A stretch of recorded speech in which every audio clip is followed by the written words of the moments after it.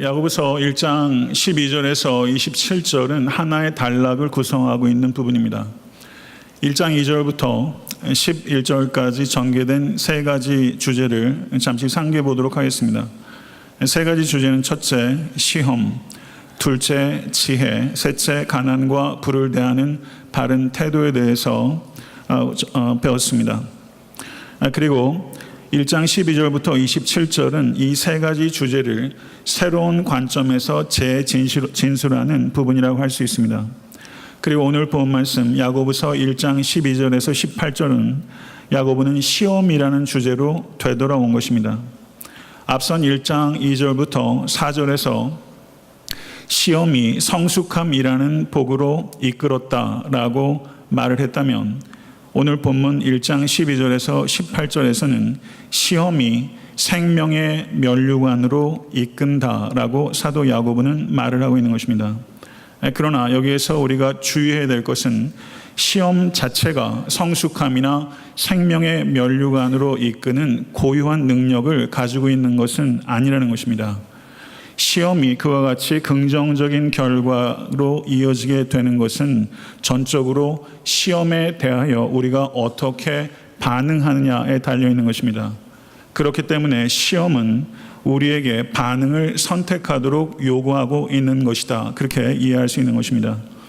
모든 시험들 속에서 하나님을 의지할 것인가, 하나님을 비난할 것인가, 이 두 개의 선택 가운데 우리는 선택하도록 요청받고 있는 것입니다. 오늘 본 말씀은 세 부분으로 나누어 이해할 수 있습니다. 첫 번째 부분은 12절로서 시험을 긍정적으로 통과한 결과를 말하고 있습니다. 두 번째 부분은 13절에서 15절까지인데 시험을 부정적으로 반응한 결과를 말하고 있습니다. 그리고 16절부터 18절은 하나님께서 선물을 주시는 분이시라는 것과 하나님께서 우리 각 사람에게 주시는 가장 탁월한 선물의 실이해로서 중생을 제시하고 있다고 이해할 수 있는 것입니다. 12절 말씀을 한번 보시기 바랍니다. 12절은 시험을 참는 자는 복이 있나니 라고 시작하고 있습니다. 여기서 복이 있나니 라고 하는 표현은 여러분 금방 연상되는 것처럼 우리 주 예수 그리스도께서 마태복음 5장에서 팔복을 가리키실 때 심령이 가난한 자는 복이 있나니 라고 계속 반복되는 복이 있나니와 동일한 성경 언어가 사용되고 있습니다. 이 단어는 마카리오스라는 형용사입니다. 이 마카리오스의 복은 환경이 좋아졌다고 느끼는 행복이 아닙니다. 이것은 환경과 관계없이 환경을 초월해서 환경이 빼앗아갈 수 없는 복입니다. 가난도, 위험도, 질병도, 심지어 죽음조차도 빼앗아 갈 수 없는 복이 마카리오스의 복입니다. 이 복은 예수 안에 있고 이 복은 예수만이 주실 수 있는 복인 줄로 믿습니다. 이 마카리오스의 복은 세상이 이해할 수도 없고 세상이 줄 수도 없고 세상이 빼앗아 갈 수도 없는 역설적인 복이요 그리고 거룩한 복인 줄로 믿습니다. 성도 여러분, 이 복은 시험에서 면제됨으로 주어지는 것이 아니라 시험을 견뎌냄으로 우리에게 주어진다고 말씀하셨던 것을 기억하십시오. 그리고 하나님께서 주시는 이 마카리오스의 복이 총체적으로 함축되어 있는 것이 생명의 면류관입니다. 성경에 면류관이라는 표현들이 등장하는 곳이 여러 군데가 있는데요. 제가 검색을 다 해보면서 그 용례를 찾아보면서 제 마음이 뜨거워졌어요. 이 면류관에 수식하는 말들이 여러 개가 있는데 고린도전서 9장 25절을 보게 되면 승리자의 면류관, 디모데후서 4장 8절을 보게 되면 의의 면류관, 베드로전서 5장 4절을 보게 되면 영광의 면류관이라고 표현하고 있습니다. 여기에서 이 면류관을 수식하는 생명의, 의의, 그리고 영광의 이 소유격이죠. 이걸 제너티브라고 하는데요. 이 소유격을 문법적으로 해석할 때는 여러 가지 방식들이 있습니다. 그런데 여기서 생명의 면류관이라고 했을 때 이 소유격은 동격의 소유격입니다. 그러면 동격을 문법적으로 반영해서 이것을 번역하자면 생명의 면류관이란 뜻은 생명이라는 면류관이라고 이해할 수 있는 것입니다. 세상 사람들은 이 생명이라는 면류관의 진가를 모릅니다. 이 면류관이라는 이 보상의 가치는 오직 참된 그리스도인들만이 아는 것이라는 것을 감사하실 수 간절히 바랍니다. 면류관에 대한 소망은 시험 당할 때 우리가 인내할 수 있는 주요한 원천 가운데 하나입니다. 그러나 인내의 진정한 원천은 면류관이 아니라 주님에 대한 사랑이어야 합니다. 우리는 장차 받을 상인 면류관 때문에 인내하는 자들이 아니라 여러분과 저에게 면류관을 주시기 위해서 가시 면류관을 쓰신 주님을 사랑하기 때문에 인내하는 사람이 되어야 하는 것입니다. 은퇴하고 사별까지 한 고독한 할아버지 그리스도인이 계셨어요. 그가 이렇게 외롭게 독백하는 것을 한 그리스도인이 들었습니다. 그 은퇴하고 사별한 그리스도인이 이렇게 얘기를 했어요. 내가 홀로 남겨진 이유는 주님께서 저에게 아직 시키실 일이 남아있기 때문이겠죠. 그렇지 않으면 하나님께서 왜 나를 이 세상에 혼자 남겨두셨겠어요? 그랬더니 그 독백을 들었던 한 그리스도인이 그에게 이렇게 대답합니다. 하나님은 어떤 일을 하라고 당신을 남겨두신 것이 아니라 여전히 그분을 사랑하라고 남겨두신 것입니다. 그저 또 한해 하나님을 사랑하라는 것이 하나님의 뜻입니다. 이렇게 대답을 했어요. 제가 이 부분을 책으로 읽으면서 제 마음속에 얼마나 잔잔한 감동이 되는지 몰라요. 저는 여러분과 제가 이 땅을 겨냥하는 것이 아니라 하늘의 면류관을 겨냥할 수 있게 되길 간절히 바랍니다. 면류관을 향해서 전진한 여러분과 저의 발걸음은 빨라져야 합니다. 그렇지만 이 발걸음은 참는 힘에 의해서 빨라지는 것이 아니라 예수 그리스도를 사랑하는 힘에 의해서 빨라지는 것이 되어야 할 줄로 믿습니다. 13절에서 15절의 말씀은 시험을 잘못 이해하고 시험에 잘못 반응하고 시험 당했을 때 잘못된 구실을 만드는 사람들에 대한 권면입니다. 바로 여러분과 저에 대한 권면이에요. 예루살렘 교회에 이런 사람들이 많이 있었던 거예요. 시험을 잘못 이해하고 잘못 반응하고 잘못된 변명을 하는 사람들이에요. 13절을 보시기 바랍니다. 사람이 시험을 받을 때 내가 하나님께 시험을 받는다 하지 말지니 하나님은 악에게 시험을 받지도 아니하시고 친히 아무도 시험하지 아니하시느니라. 시험이라고 번역되고 있는 성경 원어는 페이라스모스라는 단어입니다. 시험하다라고 동사로 번역되고 있는 헬라어는 페이라조입니다. 이 단어가 성숙함과 생명의 면류관으로 이어지는 통로가 되는 시련이 될 수도 있고 죄로 이어지는 유혹이 될 수 있습니다. 페이라스모스, 페이라조, 동일한 명사와 동사가 어떨 때는 시련으로 어떨 때는 유혹으로 번역될 수 있는 것입니다. 그렇다면 동일한 단어를 어떻게 우리가 번역할 수 있는가 하는 것은 전적으로 문맥에 따라 결정되는 것입니다. 여기에서 이 시험, 이 트라이얼은 시련을 의미하는 테스트, 긍정적인 의미로서 이해할 수 있는 것이고 13절의 말씀을 보십시오.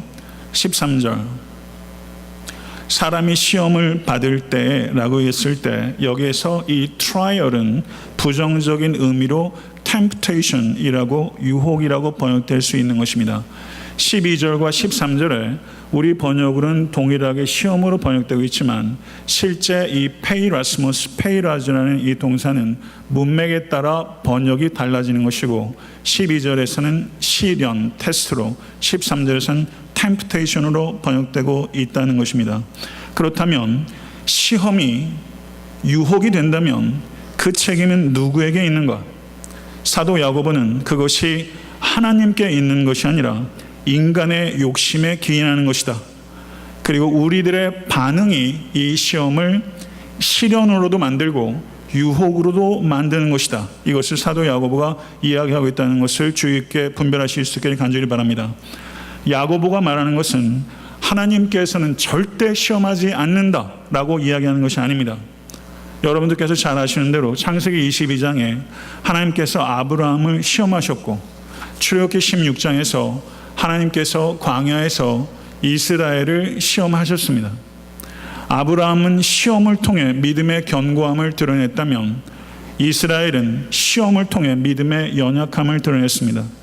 아브라함에게 시험은 성숙으로 이어지는 시련이었고 이스라엘에게 시험은 원망으로 이어지는 유혹이 되었던 것입니다.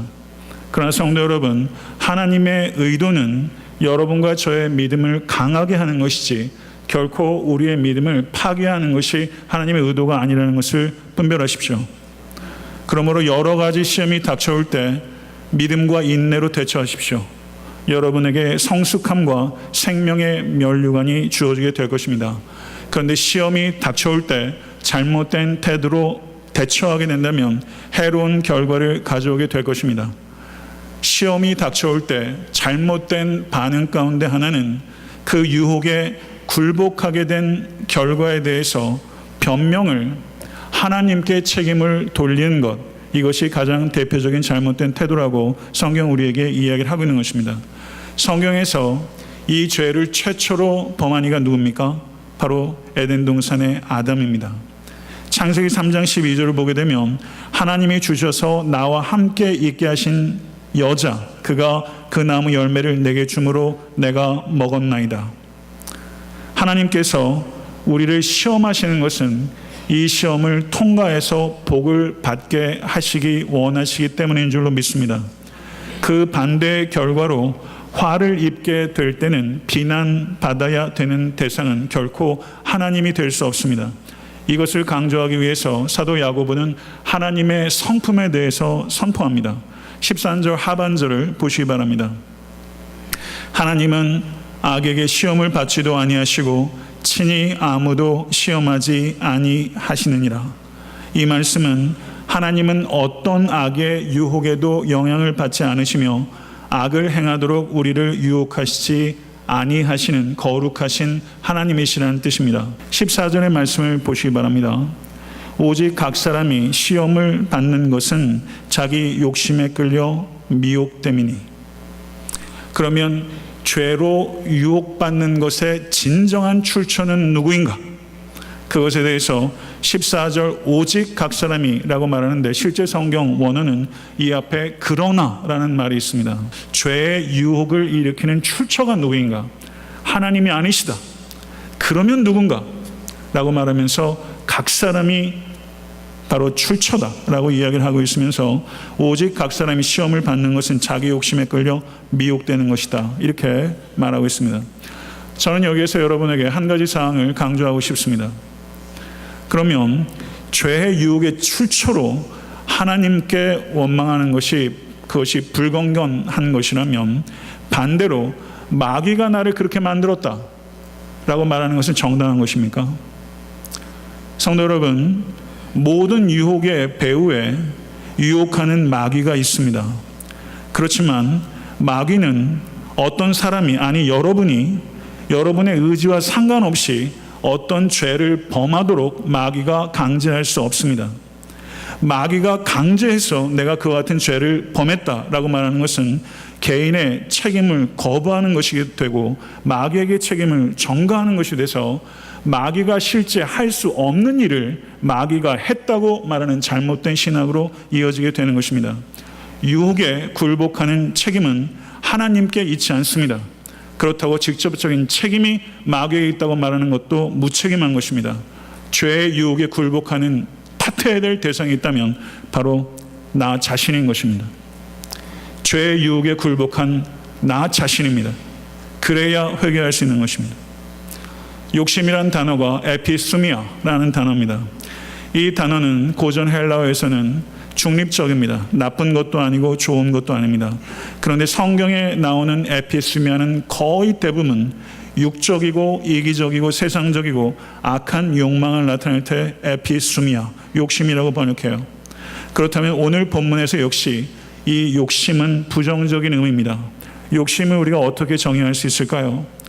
하나님을 추구하는 것을 방해하는 모든 것에 대한 강력하고 부정적인 갈망.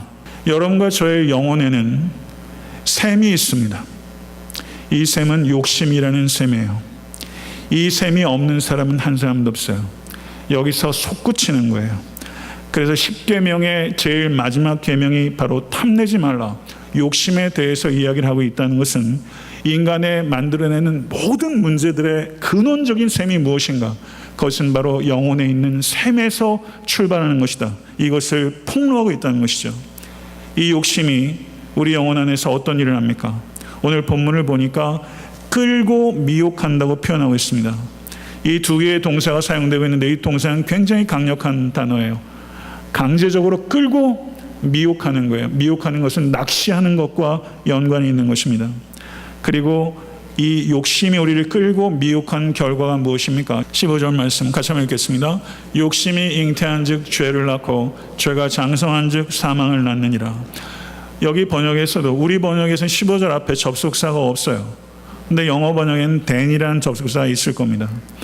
영어 실제 성경 원어는 eita라는 말이 여기 있어요. 저는 이 말이 then 그러면 어떻게 됩니까? 그런 즉, 그런 후 이렇게 번역이 되는 거죠. 이것을 넣어서 번역하는 것이 좋다고 보는 이유는 욕심이 끌고 미혹하고 잉태되고 죄가 장성하고 사망에 이르는 일련의 과정이 한 번 시작되면 그런 후 중단하기가 어려운 그와 같은 일련의 과정이 있다는 것을 강조하기 때문입니다. 욕심이 잉태된 즉 죄를 낳고 죄가 장성한 즉 사망을 낳습니다. 욕심이 가져올 수 있는 삶의 황폐가 얼마나 심각하고 급진적으로 긴박하게 이루어지는지를 성경은 우리에게 강조하고 있는 것이죠. 유혹을 허용하면 결국 죄를 짓게 됩니다. 죄를 짓고 회개하지 않게 되면 그 결과는 행위 때문이 아니라 회개하지 않고 죄를 지속적으로 짓는다는 것은 믿음이 없는 것이기 때문에 사망을 낳게 되는 것입니다. 이것을 깊이 경계하실 수 간절히 바랍니다. 2절 말씀을 보게 되면요, 내 형제들아 라고 말했어요. 그런데 여기에서 16절에서 내 사랑하는 형제들아 라고 사도 야고보가 처음으로 말을 하고 있어요. 여기에는 긴박함과 절박함이 들어가 있는 거예요. 한마디 한마디를 우리는 간과해서는 안 됩니다.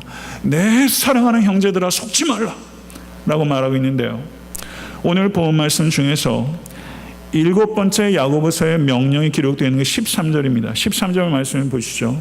거기에 보게 되면 하지 말지니 라고 말하고 있습니다. 하지 말지니, 저 말은 말하지 말지니, 그런 뜻이에요.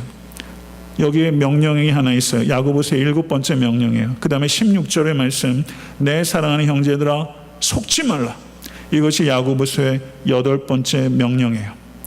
13절에서 15절은 하나님께서 우리에게 주시지 않는 것에 대해서 설명했다면 16절에서 18절은 하나님께서 우리에게 주시는 것을 설명하고 있어요. 하나님께서 주시지 않는 것, 하나님께서 주시는 것, 이것에 혼동을 일으키지 말아라. 속지 말라. 하나님께서는 우리에게 유혹을 주시는 분이 아니라 우리에게 선물을 주시는 분이다. 속지 말라. 이것은 제발 헤매지 말라, 이런 뜻입니다. 제발 헤매지 마십시오. 그러면 하나님께서 주시는 것이 어디에 있는가? 17절의 말씀을 보시기 바랍니다. 17절 다 같이 한번 읽겠습니다. 온갖 좋은 은사와 온전한 선물이 다 위로부터 빛들의 아버지께로부터 내려오나니 그는 변함도 없으시고 회전하는 그림자도 없으시니라. 하나님께서는 유혹하시는 분이 아니라 선물을 주시는 분이신 줄로 믿으시기를 바랍니다. 여기에서 은사라고 번역되고 있는 성경 원어는 보통 성경에서 성령의 은사라고 했을 때 그거는 카리스마라는 단어예요. 그런데 여기에서 은사로 번역된 단어가 헬라어로 도시스라는 단어입니다. 많은 영어 번역본들을 보게 되면 이것을 성령의 은사로 이해하고 있지 않아요. 이것을 선물로 이해하고 있습니다. 그래서 가장 좋은 번역은 이렇게 번역할 수 있는 거예요. NIV 번역이 이렇게 되어 있습니다. 우리 번역에서는 온갖 좋은 은사와 온전한 선물 이렇게 번역했지만 NIV 번역은 every good and perfect gift 이렇게 번역하고 있어요. Every good and perfect gift. 그러니까 이 부분을 온갖 좋고 온전한 선물을 주시는 하나님 이렇게 얘기할 수 있는 거죠. 5절에 보게 되면 야고보는 하나님께서 후히 주시고 꾸짖지 아니하시는 분이시다 라고 이미 말한 적이 있어요. 후히 주시고 꾸짖지 아니한다라는 의미를 제가 어떻게 해석했습니까? 하나님은 우리에게 주시는데 계산도 없이 주저함도 없이 주신다. 제가 이렇게 말했어요. 그런데 오늘 본문 17절에서 하나님은 every good and perfect gift를 우리에게 주시는데 모든 좋고 온전한 선물은 무엇인가? 무엇을 그렇게 표현할 수 있는가? 그것은 두 가지 조건이에요. 우리의 필요한 것을 정확하고 적절하게 주신다는 뜻입니다. 우리의 필요한 것을 정확하고 적절하게 주시는 거예요. 아멘. 성도 여러분, 계산도 주저함도 없이 주시는 하나님, 우리의 필요를 정확하게 적절하게 주시는 하나님. 자식을 키우다 보면요, 주는 것도 참 잘 주기가 어렵다는 걸 알아요. 내가 뭘 줘서 상대방이 망가지고 형편없이 할 때가 참 많아요. 준다는 것이 그런 거예요. 쉽지 않아요. 잘 받는 것도 성숙함이 필요하고 잘 주는 것도 성숙함이 필요한 거예요. 그런데 하나님께서 우리에게 주실 때 정확하고 적절하게 주신다. 이 자리에 계신 여러 학부모들 계시잖아요. 자녀들에게 이 하나님의 주심을 본받으십시오. 정확하고 적절하게 주는 거예요. 여러분의 주심을 통해서 그것이 목장에서 또 성도들에게 이웃들에게 확장되면서 여러분의 필요를 정확하고 적절하게 채워주시면서 사람들이 감동하는 거죠. 그리고 그 주심의 출처가 어디에서부터 배웠는지를 생각할 수 있게 된다면 여러분 얼마나 아름답고 의미 있는 것이 되겠습니까? 그리고 사도 야고보는 이렇게 정확하고 적절하게 주시는 하나님을 뭐라고 표현하냐면요, 빛들의 아버지라고 표현해요. 구약성경, 신약성경 다 뒤져보세요. 다른 곳은 이런 표현 없습니다. 빛들의 아버지이세요. 유일하게 이렇게 표현해요. 빛들의 아버지, 역시 소유격이죠. 그러면 이게 무슨 의미예요? 그럼 생각하셔야 돼요. 이 소유격은 목적격으로 해석할 수 있는 소유격이에요. 그러면 빛들의 아버지는 어떤 뜻인가? 하나님께서는 빛들을 창조하신 아버지인 줄로 믿습니다. 창세기 1장을 보세요. 하나님께서 태양을 창조하셨고 별들을 창조하셨고 행성들을 창조하셨고 달들을 창조하셨어요. 빛들의 아버지이신 줄로 믿습니다. 이 하나님이 어떤 빛인지 설명하고 있는 것이 요한일서 1장 5절입니다. 요한일서 1장 5절 한번 보겠습니다. 우리가 그에게서 듣고 너희에게 전하는 소식은 이것이니 곧 하나님은 빛이시라. 그에게 어둠이 조금도 없으시다는 것이니라. 아멘. 할렐루야.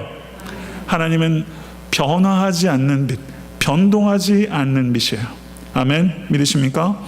그래서 이와 같이 every good and perfect를 기쁘시는 주시는 빛들의 아버지이신 하나님께서 우리에게 시험을 주실 때는 그 시험이 덫이 아니라 선물인 줄로 믿으실 수 있기를 간절히 바랍니다. 여러분들이 시험을 당할 때 이것이 선물이다, 이 믿음을 가지고 그 시험을 대하면 감정도 다르고 방법도 다르고 모든 태도와 생각들이 달라질 수밖에 없는 거예요. 이 시험에 대해서 거시적인 이해, 성경적인 이해를 가지신 여러분과 제가 대해서 간절히 축원합니다. 그러면 18절은 무엇인가? 온갖 좋고 온전한 선물의 가장 탁월한 예가 무엇인가? 중생입니다 라고 야고보는 얘기하고 있는 거예요. 18절 말씀 한번 읽어보겠습니다. 18절 다 같이 읽겠습니다. 그가 그 피조물 중에 우리로 한 첫 열매가 되게 하시려고 자기의 뜻을 따라 진리의 말씀으로 우리를 낳으셨느니라. 아멘. 이게 여러분과 제 이야기일 수 있기를 바랍니다. 우리 자녀들의 고백이 될 수 있기를 간절히 축원합니다. 하나님께서 모든 피조물들을 구원하실 것입니다. 이와 같은 범우주적인 새 창조가 완성될 것입니다. 그리고 그 새 창조의 시작으로서 첫 열매가 무엇인가? 바로 성도의 중생인 것입니다. 아멘. 할렐루야. 믿으세요? 내가 성령으로 말미암아 중생한 것이 그런 의미가 있는 거예요. 하나님의 새 창조의 첫 열매다. 복음은 단지 천국에 들어가기 위한 티켓 정도가 아니에요. 그렇게 말하는 것은 조금 잘못 말한 게 아니에요. 그건 복음이 아니에요. 그건 거짓이에요. 더 정확하게 말해볼까요? 이단입니다. 성경은 그렇게 복음을 이야기하지 않아요. 그건 복음을 축소시키는 게 아니라 복음을 변질시킨 것입니다. 복음은 창조와 언약의 하나님께서 이 땅을 새롭게 하고 계시고 먼저 주 예수 그리스도를 믿는 자를 새롭게 하셨으며 궁극적으로 온 역사와 우주를 새롭게 하실 것이다 라는 큰 문맥에서 복음을 이해해야 하는 것입니다. 사랑하는 성도 여러분, 다시 한번 강조합니다. 예수를 주와 그리스도로 믿는 자들은 하나님의 새 창조의 첫 열매입니다.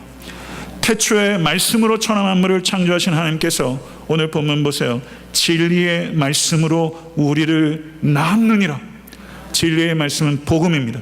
복음이 우리를 새롭게 창조합니다. 말씀을 맺겠습니다.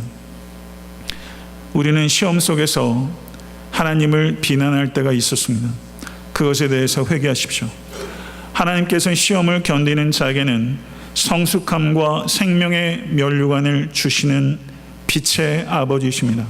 시험을 견디는 진정한 동기는 면류관이라는 보상이 아니라 주께 대한 사랑이 되어야 하는 것입니다.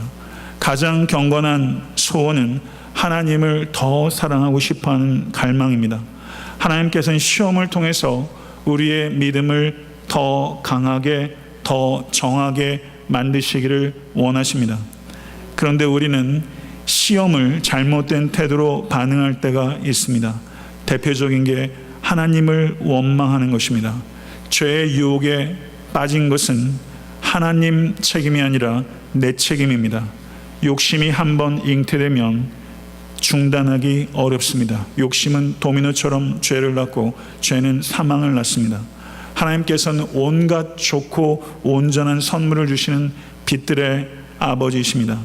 불변하시는 하나님께서 여러분에게 허락하시는 시험조차 사실은 덫이 아니라 선물인 줄로 믿습니다. 하나님께서 우리에게 주시는 가장 탁월한 선물은 바로 중생입니다. 이 중생은 만물이 회복될 것이라는 신호탄입니다. 사랑하는 성도 여러분, 하나님께서는 여러분과 저에게 절대 통과할 수 없는 시험을 허락하지 않습니다. 모쪼록 시험이 찾아올 때 참지 못하고 하나님의 선하심을 의심하고 하나님을 떠나는 어리석음을 범치 마십시오. 시험이 찾아올 때 인내하시고 하나님의 선하심을 변함없이 신뢰하시고 하나님께 가까이 가시는 모든 권속되실 수 있게 되기를 간절히 축원하고 또 축원합니다. 그럴 때 복 받는 사람, 복 있는 사람이 될 것입니다. 우리를 성숙하게 하시고 생명의 면류관을 예비하고 계시는 하나님을 더 사랑하게, 이것이 여러분과 저의 앞으로의 삶의 표대가 될 수 있게 되기를 우리 주 예수 그리스도는 간절히 축원합니다.